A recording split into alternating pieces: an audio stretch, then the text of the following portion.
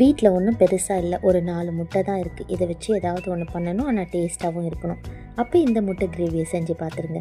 இன்னைக்கு எண்ணெய் ஊத்தி, கருவேப்பிலை போட்டு, வெங்காயம் போட்டு, இஞ்சி பூண்டு பேஸ்ட் போட்டு நல்லா வதக்கிடுங்க. வதங்கி வந்ததுக்கப்புறம் ஒரு 2 தக்காளி நறுக்கி வச்சிருக்க தக்காளியும் போட்டு நல்லா வதக்கிடுங்க. இப்போ மசாலாஸ் எல்லாம் ஆட் பண்ண போறோம். என்னென்ன மசாலா இருக்கோ எல்லாத்தையும் ஒரு ஸ்பூன் போட்டுக்கோங்க. உப்பு, மஞ்சள்தூள், ரெட் சில்லி, கரம் மசாலா, கறி மசாலா, சீரகத்தூள் இதுதான் எங்கள் வீட்டில் இருக்குது. இது எல்லாத்தையும் போட்டு ஒரு மிக்ஸ் பண்ணுங்கள்.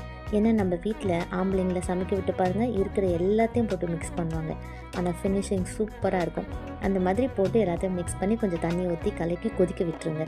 இப்போ இந்த குழம்பு திக்காகிறதுக்கு ஒரு ஐடியா. ஒரே ஒரு ஸ்பூன் அரிசி மாவை தண்ணியில் கரைச்சி ஊற்றி நல்லா கொதிக்க விட்டு முட்டைங்களை உடச்சி ஊற்றி கொத்தமல்லி எல்லாம் போட்டு வேக விட்டு எடுத்து பாருங்கள். அட்டகாசமான ஒரு கிரேவி, செம்ம டேஸ்டியாக இருக்கும். சொல்லும் போதே எனக்கு வாய் ஊறுது. அவ்வளோ டேஸ்டியாக இந்த கிரேவி இருக்கும். இது இட்லி, தோசை எல்லாத்தோடையும் சூப்பராக இருக்கும். இதே மாதிரி நீங்களும் ட்ரை பண்ணி பாருங்கள். எங்கள் சேனல் பிடிச்சிருந்தா லைக் பண்ணுங்கள், சப்ஸ்கிரைப் பண்ணுங்கள். சாப்பிட்டு நல்லா என்ஜாய் பண்ணுங்கள்.